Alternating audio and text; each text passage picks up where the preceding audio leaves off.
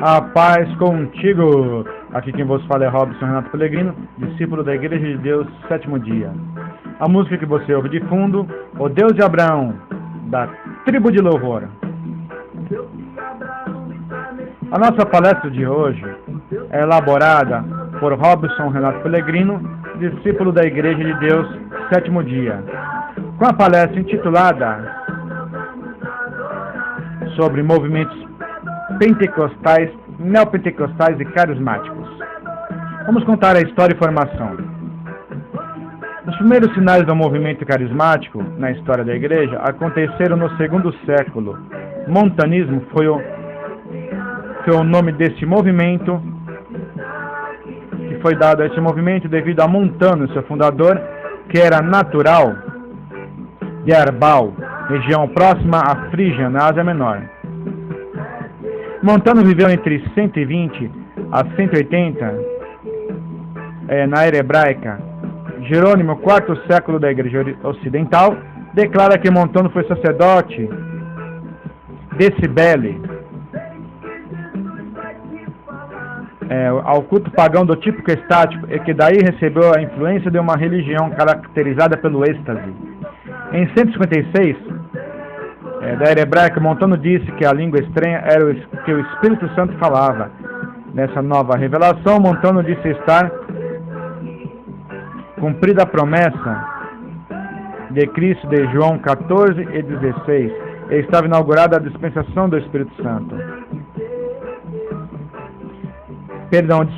Montano viveu entre 120 e 180 da Era Comum, tá? Da Era Comum. Então nós vemos que em 156 da Era Comum, Montano disse que a língua estranha era o Espírito Santo que falava a língua estranha. Nessa nova revelação, Montano disse estar cumprida a promessa de Cristo de João 14 e 16, e estava inaugurada a dispensação do Espírito Santo. O movimento cresceu rapidamente.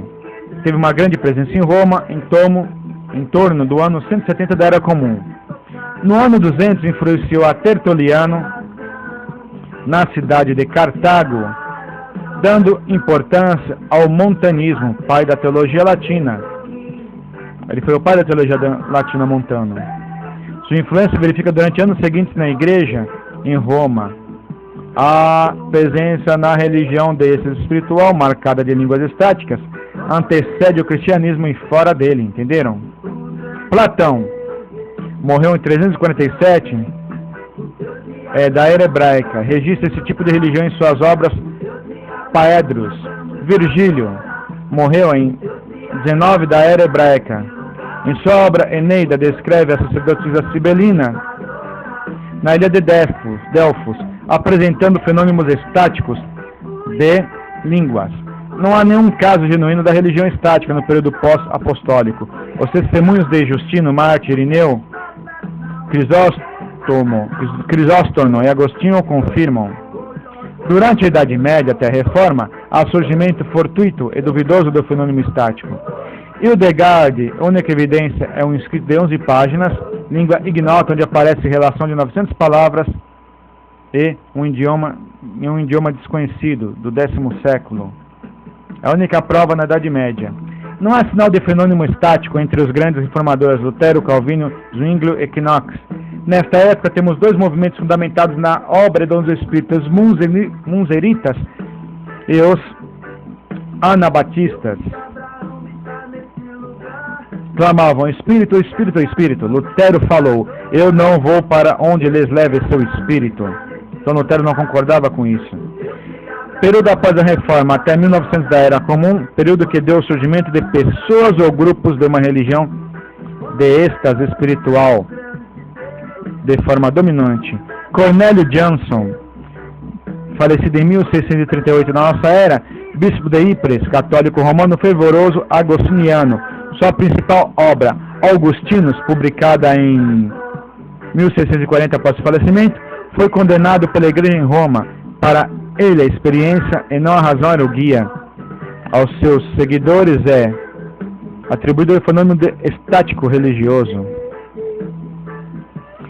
Quakers ou Quaker, Sociedade dos Amigos, seu fundador George Fox, morreu em 1691. Segundo ele, a revelação não está confinada nas Escrituras.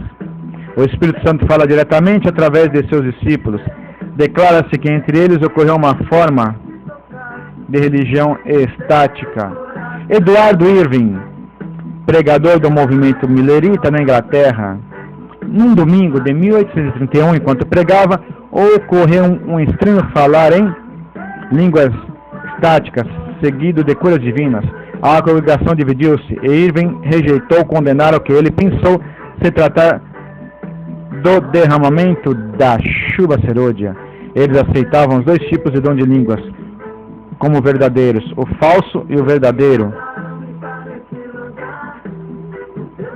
Nós vemos isso aí em Atos 2, 1 Coríntios 1, 1 Coríntios 14, que também ele aceitou o dom de língua verdadeira, mas também o falso. Os Shakers. A fundadora desse grupo foi Anne Lee Stanley, que chegou nos Estados Unidos em 1774, vinda da Inglaterra, com 8 dos seus seguidores. Fundou a igreja milenial, ou Shakers. Disse que este grupo se caracterizava por comunicações espirituais e línguas estáticas, seguidas de alegria inefável e danças. Anne chamava-se a si mesma de Anne the World, ou seja, Ana do Mundo. Movimento millerita. John Stirk-Richer e Dr. L.R. Gorgas reclamam para si manifestações espirituais. O movimento de santidade e o pentecostalismo. O movimento de santidade, liderado por John e Charles Wesley e George Whitefield, não se pode deixar de relacionar o movimento de santidade com a atmosfera de busca ansiosa de melhorar as coisas, fruto da Revolução Industrial, que transformou a Inglaterra de um país agrícola em industrial no último terço do 18º século. O pietismo orava, com sua ênfase exagerada na experiência pessoal da completa santificação, também conhecia como a segunda bênção, ou o perfeccionismo metodista. Depois da justificação, preste atenção, hein? Depois da justificação, só um minutinho, por favor. Depois da justificação em um processo de santificação, o crente podia receber pela fé uma segunda bênção instantânea, que purgaria a alma do pecado inato, capacitando assim o crente a não sentir nada a não ser o perfeito amor. Os seguidores de Wesley eram encorajados a buscarem com diligência essa segunda bênção, embora Wesley mesmo disse nunca ter alcançado. O protestantismo americano entre os séculos XVIII e XIX foi em grande medida o herdeiro do fervor religioso metodista. O reavivamento americano, por sua própria índole, possuía características próprias. As reuniões campestres em tendas eram acompanhadas de histerismo santo, quedas e convulsões, risada sagrada, latidos de cachorro e bailes selvagens. Vocês viram que loucura? E hoje não se repete esse pentecostalismo? Por isso, John Wesley, fundador do metodismo, é considerado o criador do pentecostalismo moderno, que se iniciou nos Estados Unidos. Os evangelistas e teólogos do movimento de santidade na América adotaram e simplificaram este conceito, dizendo que o batismo do Espírito Santo estabelecia a diferença entre os cristãos santificados e os cristãos comuns. Vamos ver o movimento pentecostal moderno e seu surgimento.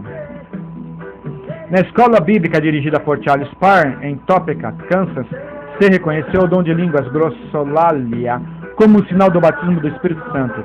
A partir daí, Parham organizou grandes reuniões em muitas cidades onde os participantes se converteram, se santificaram e se batizaram no Espírito Santo e se curaram de várias enfermidades. Alguns desses organizaram posteriormente a Apostolic Faith Church, Baxter Springs, Kansas, onde dirigida por seu filho Robert L. Parham. A luz pentecostal chega em Los Angeles. Uma pregadora de uma comunidade negra de santificação, Nellie Terry, convidou um aluno de Parham, o pregador negro W.J. Seymour, para ir a Los Angeles, onde o pregador batista Joseph Smalley, influenciado pelo despertar pentecostal, e Frank Buchanan realizaram reuniões preparatórias. No dia 9 de abril de 1906, caiu fogo em uma reunião em Bonnie Brae Street. Caiu fogo, não é que pegou fogo, tá? De verdade literal. Caiu fogo, que eles falam supostamente do Espírito Santo. A primeira pessoa a ser batizado foi um menino negro de 8 anos. Muitas pessoas, mais membros da Igreja dos Nazarenos e de grupos de santificação, experimentaram a vivência do batismo do Espírito Santo. Durante 3 anos, sem interrupção, realizaram-se reuniões de oração onde se cantava, falava e profetizava. Originalmente foi Charles Parham, o líder do despertamento de Azusa, mas desde novembro de 1906, o nome da organização Apostolic Faith já não aparece em suas publicações. Em 1908, os brancos da comunidade se retiram. Quais são as relevâncias do movimento pentecostal? O movimento pentecostal se expandiu com muita rapidez pelo mundo todo. Europa, o pregador martirista T.B. Barrat era um talentoso erudito em grego e falava 8 idiomas distintos, entre eles o francês e o inglês. Tendo aceito o pentecostalismo, começou a pregar em Oslo, Noruega. Deste ponto se espalhou o movimento pentecostal para outros países escandinavos. T.B. Barrat. Na Finlândia e Noruega, os pentecostais são os religiosos mais numerosos. Na Suécia, a segunda em importância, onde comemora o 75º aniversário da Assembleia de Deus. A partir da Escandinávia, o movimento se difundiu para a Alemanha, Suíça e Grã-Bretanha. Na Itália, o movimento pentecostal tem mais adeptos que todos os demais grupos protestantes. Sabiam disto? Na França, excluída a Igreja Reformada, é a igreja evangélica mais importante. América Latina é a igreja mais importante em muitos países da América Latina. No Chile, ela representa cerca de 14% da população e o resto das igrejas protestantes, 1%. Nas Bahamas, 10% da população é pentecostal, a maior igreja em El Salvador. Preste agora atenção, preste atenção no Brasil, hein? No Brasil está o mais numeroso grupo de pentecostais da América Latina. Representam 70% do protestantismo brasileiro. O livro É o Pentecostalismo, página 69, diz isso. Na África, Ásia e Austrália estão enfrentando dificuldades com a cultura local. Na África, a confusão entre o umbandismo e o pentecostalismo.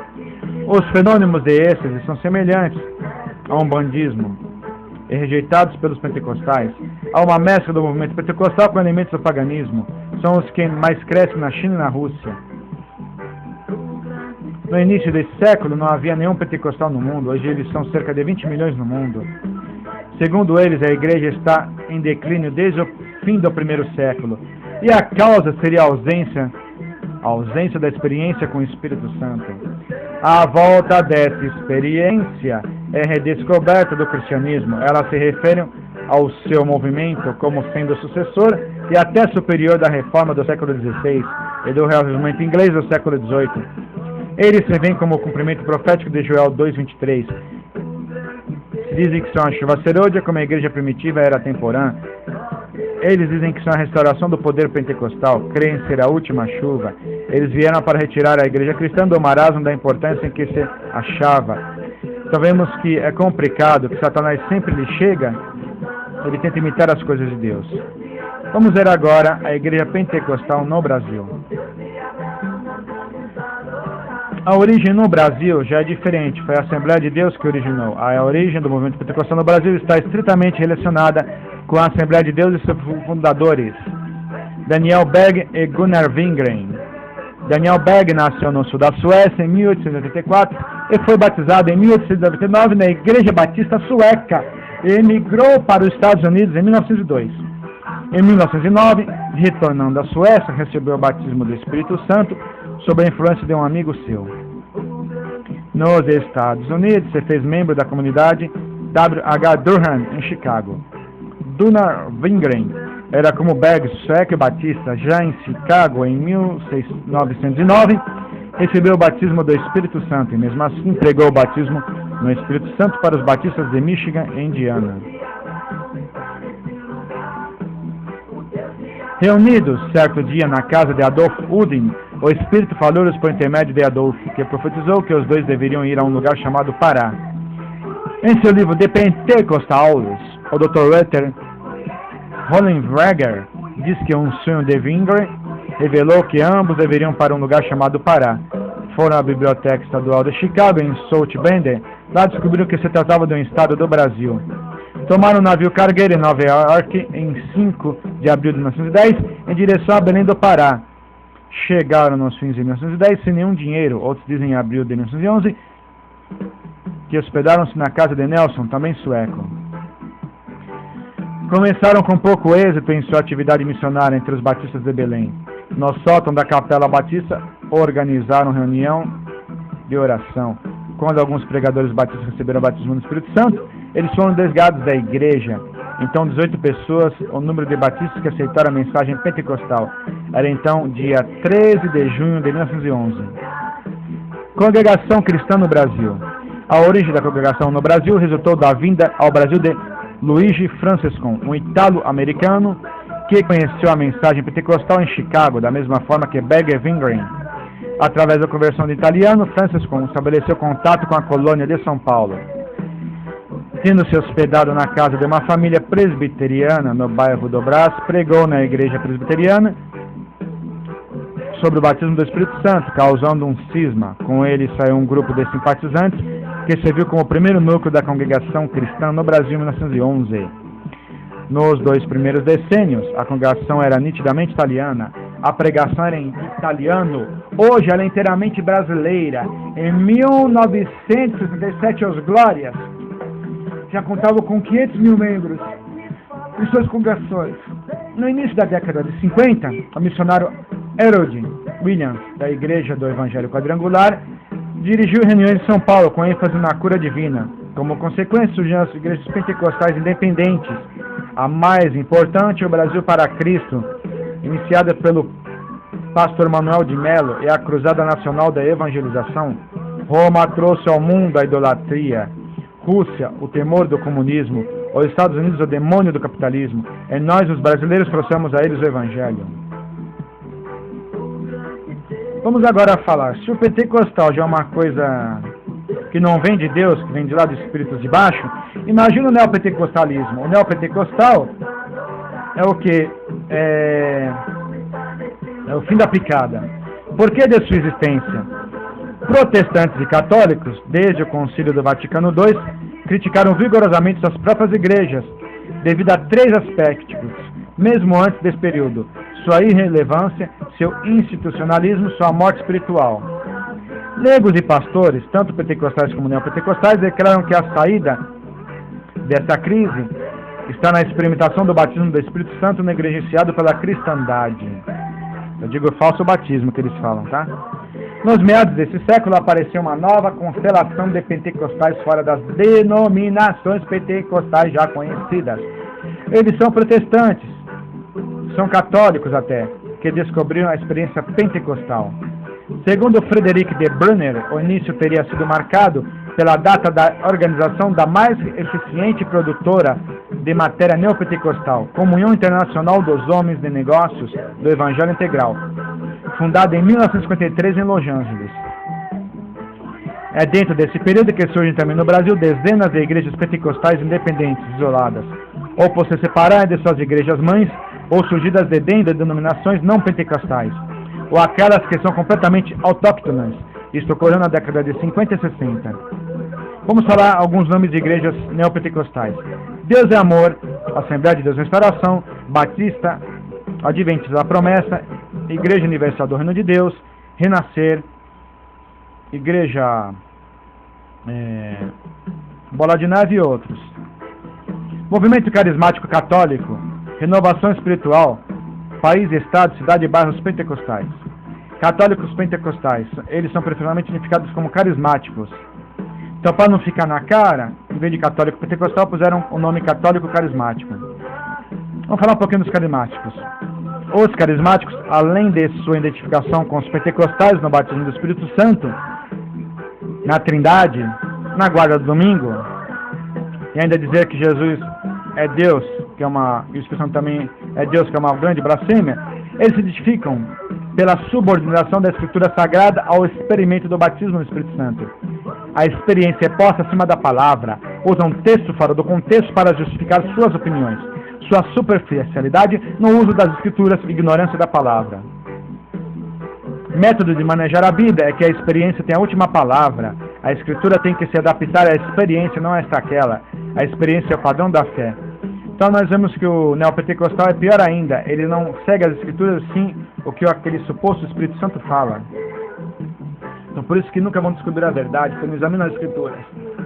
O carismático, o movimento não pentecostal é a fase que o movimento pentecostal ultrapassa as barreiras denominacionais. E logo surgiram milhares, milhões de protestantes pentecostalizados em suas próprias igrejas, convivendo amigavelmente com os não pentecostalizados. Isso aconteceu especialmente na década de 60. O movimento pentecostal católico carismático pode ser visto como um processo em 3 etapas.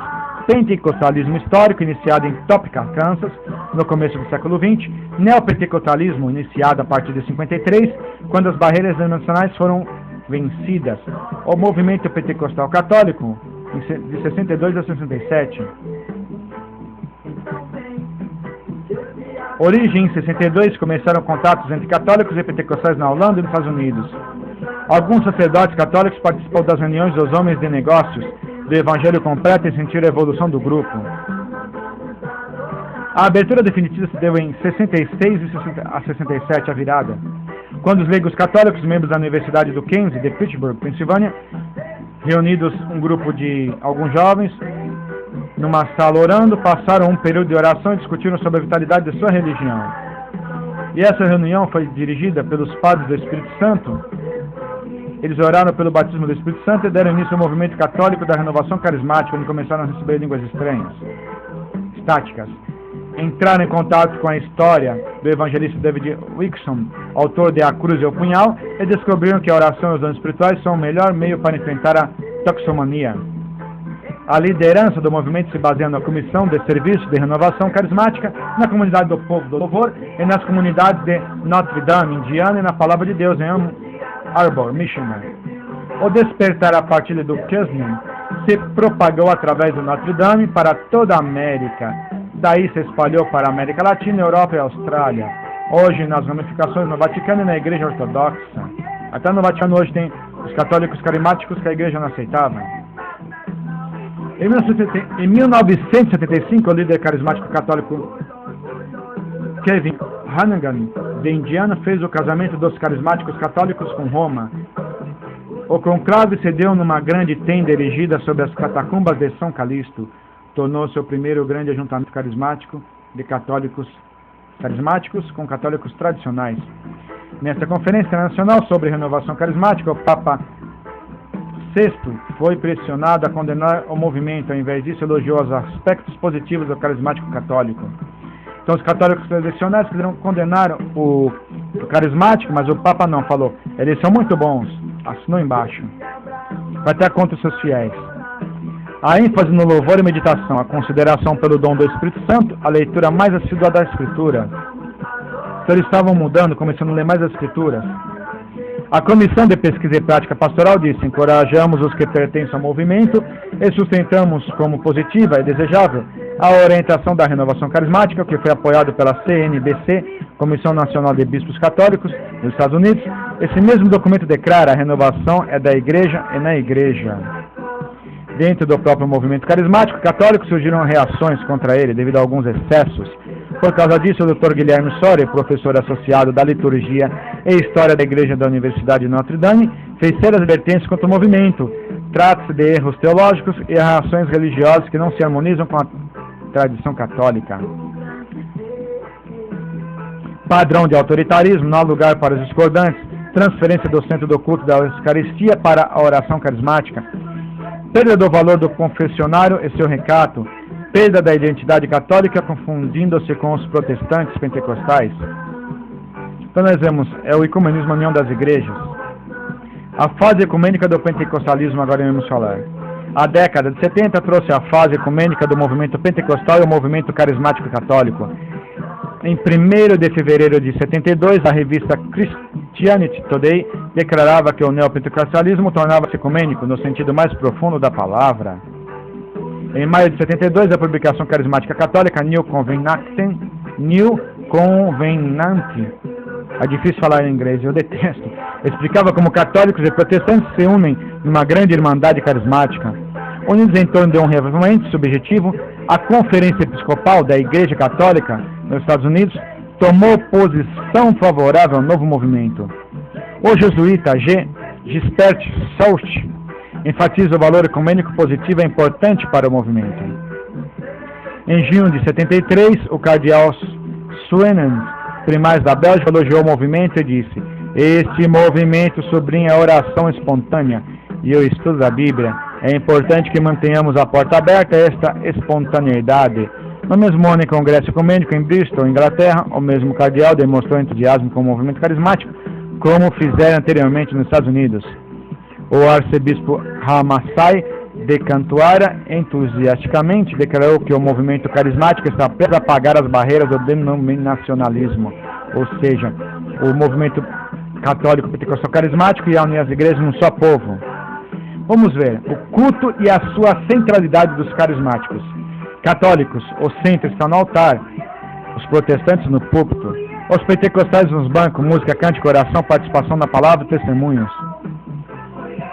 Os católicos nos bancos, também com suas músicas, cântico, rezas e orações. Participação o quê? Na liturgia também dão os testemunhos. Tem diferença dos evangélicos, pentecostais e neopentecostais? Os dons mais importantes são curas, profecias e línguas. Portanto, são resultados os dons espetaculares, enquanto os demais são bem menos mencionados e praticados. Mesmo assim, são mais experimentados e discutidos do que no restante da cristandade. A cura da autenticidade e a proclamação do Evangelho. Cura versus medicina. Oposição versus moderação. Então nós vemos aí, que olha que perigo, quer dizer, os carismáticos uniram as igrejas no ecumenismo e são iguais. A única diferença é que adoram os santos e tem o purgatório, o resto é igual aos crentes.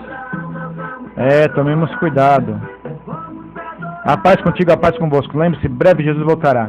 A música do fundo é Deus de Abraão, da tribo de louvor da Bola de Neve. E essa palestra foi elaborada por Robson Ana Pellegrino, movimentos pentecostais, neopentecostais e carismáticos. Robson Ana Pellegrino, discípulo de Deus da Igreja de Cristo, diz: breve Jesus voltará.